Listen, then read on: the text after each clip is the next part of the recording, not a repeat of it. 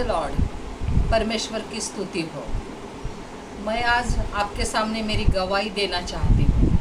वो गवाही ऐसी है कि मैं मेडिकल लाइन में काम करती थी, सेंट्रल हॉस्पिटल, लेकिन मेरे ऊपर बहुत बड़ा संकट आया जो मैं ज़िंदगी में नहीं जानती थी कि परमेश्वर है, एक ऐसी शक्ति है कि जो हमको बचा सकती है।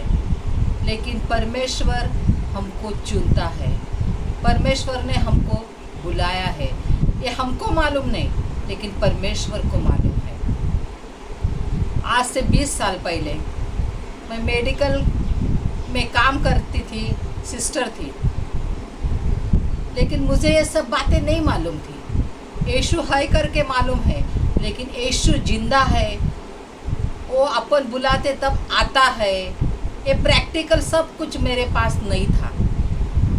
परमेश्वर मेरी राह देखता था। 45 साल तक मेरी उसने राह देखी, लेकिन मैं उसके पास नहीं मुड़ी। फिर एक दिन आया कि मेरे ऊपर जादू टोना हो गया।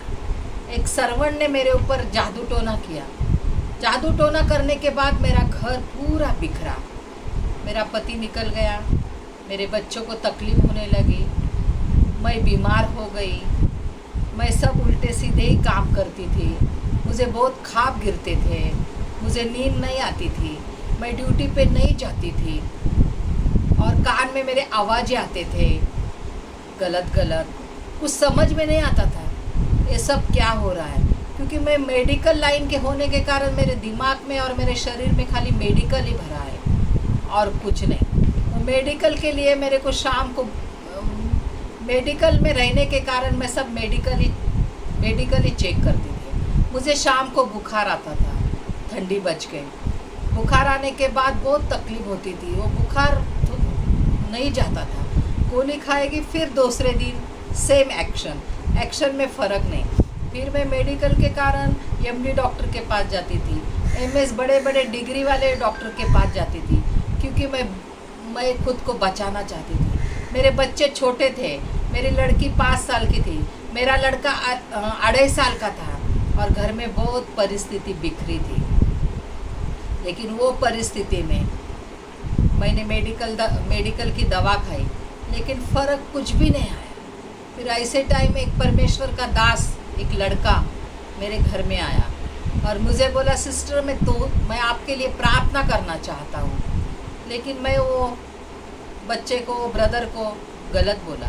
फिर भी उसने मेरे लिए प्रार्थना किया और जैसा उसने मेरे लिए प्रार्थना किया तो मेरे में स्पिरिट आया। और स्पिरिट आने के बाद उसने पूछा कि यह औरत ने आपका क्या बिगाड़ा है। बोले, यह औरत ने हमारा कुछ भी नहीं बिगाड़ा है, लेकिन इसको लेके जाने के लिए हम आए हैं। फिर उसने प्रार्थना किया। फिर उसने बोला, सिस्टर यीशु बोलो, यीशु बोलो। तुमको प्रार्थना नहीं आती, लेकिन यीशु बोलो। जैसे तुम यीशु बोलेगे वैसे तुम अच्छे होएगे। लेकिन मेरा इतना विश्वास नहीं था, क्योंकि यीशु ठीक है, बाइबल है, यीशु है, लेकिन यीशु इतना पावरफुल शब्द है क्या, ये मेरे जीवन में नहीं था। लेकिन वो दिन के बाद मेरे जीवन में यीशु शब्द आया और फिर मैं बहुत बीमार गिरती थी। तो पास्टर फिलिप मेरे पास आते थे, मेरे लिए प्रार्थना करते थे। उनके बच्चे लोग उनके हाथ के नीचे जो काम करते थे वो प्रार्थना करते थे। लगातार 3 महीने में तकलीफ में थी, बहुत तकलीफ में थी, खाना नहीं खाती थी। मेरा वजन 40 किलो हो गया था। गैस के पास जाती थी तो खाली गोल गोल घूमती थी। चाय बनाने को जाती थी तो शक्कर के बगैर नमक डालती थी और चाय के लिए मैं लाल मसाला डालती थी।